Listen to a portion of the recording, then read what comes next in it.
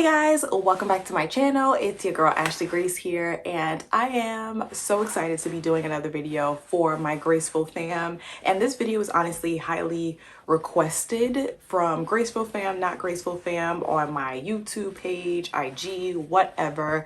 A lot of people have definitely been requesting my personal opinion of my experience at my nursing program, and I'm excited to do that for you guys. I think it's really important because, you know, I just feel like for me, y'all know my first nursing school experience was not good.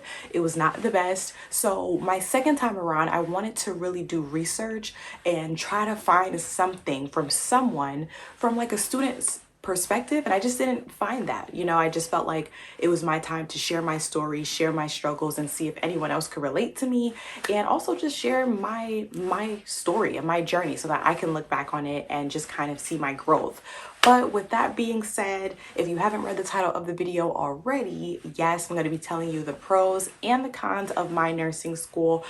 As you may or may not know, my nursing school was NYU. It is one of the schools that is highly sought after for nursing programs, or just any program in general. It's a phenomenal school, but of course with any program there's pros and there's cons. I'm here to tell you mine as my personal opinion. But without further ado, if you haven't done so already, pull up a chair, stay a while, join the Graceful Fam, like this video, subscribe, comment down below, of course, what you think about this video in general or anything that you'd like to tell me. I love reading the comments. And while we're at it, let's get into the video. So before I start, I just want to say a disclaimer. This is definitely my personal opinion. I'm not here to bash anyone or any program. And that's not even what this video is for. If you're looking for that, that's not this video. But I just wanted to say that disclaimer up front. This is my personal opinion and my personal experience. Everything that I've documented on my YouTube page has always been like from my point of view and my perspective, and there's going to be hundreds of people that have had different perspectives, and that's why it's always good to just kind of like seek multiple people's opinion in certain things. But this is mine, and I'm excited to share that with you guys. So I made a list of pros and cons of my nursing experience and my nursing journey. If you see me looking down, that's why, because I'm looking at the list a little bit. But I'm going to start off with the cons. I'm going to start off with the cons so I can get that out the way and then end the video with a more positive note. Because I think that's what people are coming here for. They're coming to try to see like, oh my gosh, like what could she say about it, what this, that, and the third. So I'm gonna just pop it right off and start off with some of the cons that I've experienced during my nursing program at NYU. I went to a 15-month accelerated nursing program at NYU, and that was starting in 2019, and I did graduate January of 2021. During that time, obviously, we had a global pandemic, so that has altered certain things. So my experience can be completely different from yours. I've had mentees where I was in the program and they were one semester behind me or 2 semesters behind me, and things have drastically changed already. So with me being more than 6 months removed from the program, there's always going to be things that are evolving, and that's a good thing about certain programs, is because they are evolving and changing with the time. So that's something to keep in mind. What I say today may not even be relevant by the time you start, or if you're even currently in it. But with that being said, my number one con with NYU, that is probably a con that everyone can agree with: tuition is way too high. It's so expensive. It is very, very, very, very, very, very, very expensive.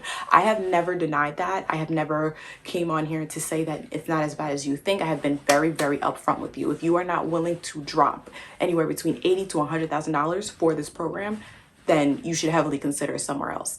And I hate to be that blunt, but it is what it is. Like there was no other way that I can sugarcoat it. And from the very beginning, I told you guys it is a very expensive program. I've told you that, but then I've also followed it up saying, you know, I always felt like it was worth it. Of course, that's my opinion, and it's up to you to decide whether you felt like it was or wasn't. But me being a graduate, me also being a working nurse now, being a graduate from this program, I feel like I have a little bit more to say after that. It's expensive. Like, I can't even talk straight. I do feel like another con is for second degree, BSN degree seeking students, they don't offer as much. So every semester you do get an opportunity to apply for a scholarship, but we're not talking about like a whopping $20,000, $30,000, difference. We're talking about 5 grand here, 15 grand. I mean, five grand, 1,500, things like that. And believe me, that helps. It helps. $5 helps, okay? But when it comes to a tuition so large, sometimes like those numbers don't make such a huge dent as you would like it. So depending on how much help that you get, it could be good, it could not help you, but it is a significant amount of money. And yeah, that's that's con number one for me. Con number two is that NYU tends to have their clinical, like in-person clinical in the hospital setting or community setting, whichever, every other week. So how it would work is they would separate you into groups A and B. So like group A would have clinical first on week 1, and then group B would have lab first on week 1. And then every week you would alternate. So in other words, you're technically only in the hospital or in the clinical setting every other week or like twice a month when you first start. And then on the off weeks, you are in the lab learning, different technical skills. Some people have a problem with that. Some don't. I know in the beginning, I didn't know any different. So I kind of was just like, okay, whatever. This is just how they do things. But after being online because of COVID and then going back into being in person for clinicals, they had to change the curriculum to where I was in clinical every week to make up for what we lost during my summer semester. Now that I saw the difference between going to clinical every other week and going to clinical every week, I realized like, wow, I am very a hands-on person and I'm learning a lot more being in the setting every week, because a lot of the things that I'm learning in class, I'm able to apply it hands-on in a clinical setting. So that was another like con for me, but it wasn't like so aggressively like, oh, I hate this. Some people did. Some people definitely felt like, why am I not in clinical more? Da, da, da, da. But for me, it wasn't that big of a con, but it was something that made me realize towards the end, like I did appreciate being in clinical every week compared to every other week. But that's just me. Con number 3 for me is that it depends on the type of person that you are. If you are someone that feels like in larger class settings, it's a little bit difficult for you, then that is something to consider. The lecture classes are, for me, were large. I'm used to having classrooms that even the most for me was 60 people. So NYU had a class size of like 216 in lectures. And they would separate it. It's like one lecture hall, this lecture hall, and even then each classroom still had like 100 or so people.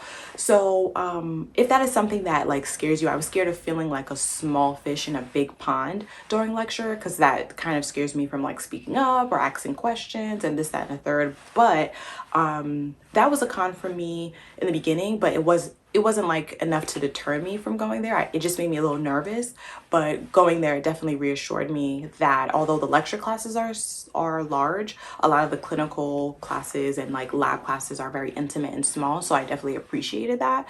I never felt like, even though the class was large, I never felt small, like I was scared of. I was definitely fearful of feeling like, oh my gosh, there's so many people here.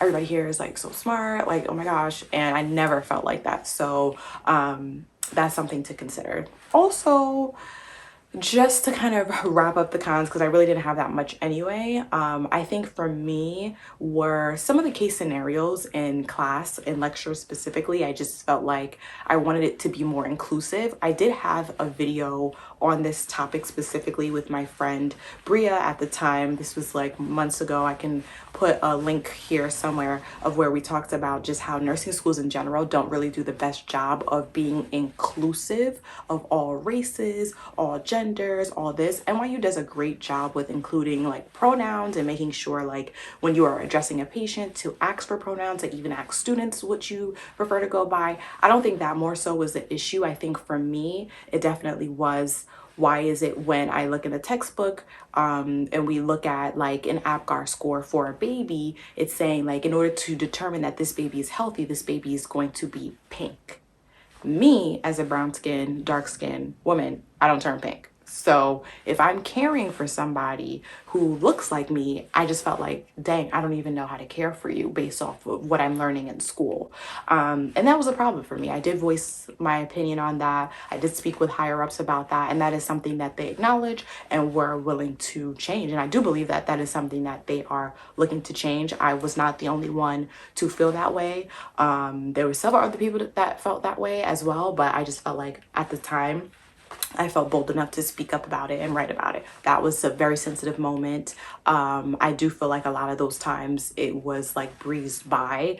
It's like, you know, oh, it's a sensitive time, and COVID was going on, George Floyd was going on, and me as a Black woman, you know, being in class and also feeling like even in the healthcare field, there's a lot of disparities going on. I just felt like so heavy during that time, and I wanted to feel like, what are you guys doing? Like, what can I do? Where does that start? And what are you guys doing? Because I don't feel like it's enough right now.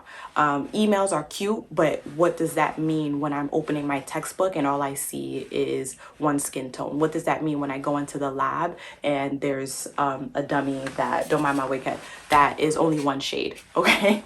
But yeah, I think that is something that they are consistently like looking to change. I've always said, hey, like when you teach and lecture about jaundice, don't just say look for yellow skin. Make sure in cultures or different people with darker skin tones, because it's not just Black, it's Indian, it is Spanish, whatever. You could look in the eyes, you can look in the palms of the hand, like different things. So that was a con for me, but it definitely made me feel better knowing that someone heard me. So yeah. So on to the pros, enough of the cons. And yeah, so the number one pro for me, knowing that I came from another program, it definitely makes me feel like I have a perspective from a bad program and a good one. All in all, I think NYU's accelerated nursing program is a very great program. I definitely think that although it is expensive, you get what you pay for. And I'm going to back that up. Number one for me, my previous nursing school was not supportive of their students. I just felt like they were out to get you, in a sense where it was just like, oh, you didn't make it, out you go, because the next student about to come and, you know, take your seat. It was just very competitive, even among the students. You know, it was just very toxic. Like, you can take a test and don't nobody want to talk to you about the test. Oh, I'm not gonna tell her what I got on this, or I'm not gonna say what I got on. Like, to a certain extent I understand, but it was so aggressively toxic because the faculty made it that way as well. I just hated it. And coming from that to this, where the professors are super supportive, where even though in a large classroom you still feel like they see you and they hear you and they want to better, you know, they want to teach you in a way that you understand. Like, and I love that about NYU. I don't know if it is because like the school is such a like well-known school that all of the professors kind of just are like happy to be there, and everyone is just, I never came across anyone that wasn't kind to me personally, or if I voiced something that they weren't trying to hear what I was saying. Like, I never felt that way, and I'm just very grateful for that. So if you're looking for a program that, you know, supports you in that way, professors are kind and are like aren't just out to see you fail. And the proof of that is if you get, I think the passing grade from when I was there, it was like a 73 or something. Let's say you get a 70 or lower than that, or you fail it. Let's say you get a 29, girl. I don't know. Maybe it was a bad day. I don't know. And if you get a 29, you shouldn't have took the test. You should have postponed it, but that's another topic. Okay. Let's say you got a 29 on a test, right? You are going to be told, all right, you got below the passing grade, please make an appointment to see your advisor immediately. My previous program would have never done that. They're like, well, you didn't pass, so hopefully you do better the next one. I don't know what to tell you. But this one is like, no, it is like kind of mandatory that if you get below the passing grade, you make an appointment to see your advisor, and with your advisor you come up with a plan, whether it's a study plan, whether it's like, well, did you go to tutoring, and have you tried this and this, and there's always like steps before they're about to just toss you out the door. Even with med math, if you don't pass the first time, it's like remediate, until you pass it. Like, it's not just like, oh, you failed it and it's like, oh, you're dumb, out the door. It's more so, you failed it, let's see why, let me see you do it again and again until you get it right, because that's how it should be. You know what I'm saying? Like, I'm not perfect. No, nurses aren't perfect. And I hate the stigma of schools making it seem like you gotta be perfect. Like, no, I'm a student for a reason. I'm here to learn. So if you're here to teach me and I make a mistake, then walk me through it. You know what I'm saying? And that's what I loved about NYU.